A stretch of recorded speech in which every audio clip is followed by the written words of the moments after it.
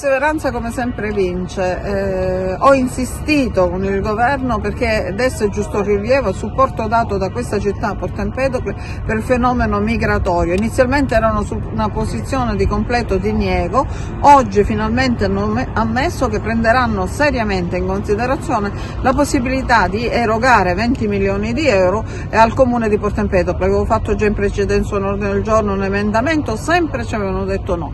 Questa volta finalmente hanno assunto una piena consapevolezza, anche perché ci hanno purtroppo realizzato questo spot all'ingresso del paese, e quindi quantomeno dovrebbero erogarci e prendere un provvedimento per 20 milioni per Porto Empedocle. Chiaramente un ordine del giorno è stato votato dall'intera assemblea e quindi assume un rilievo pregnante sull'impegno del governo, perché non è che Ida Carmina propone e il governo dice no, Ida Carmina propone e questa proposta è stata valutata positivamente dalla Camera all'unanimità, quindi hanno votato tutti, devo dire l'onorevole Pisano che ci aveva dato un supporto dicendo in effetti ha ragione, anche la collega Iacono, e quindi ha votato l'intera Camera a favore di questo mio ordine del giorno.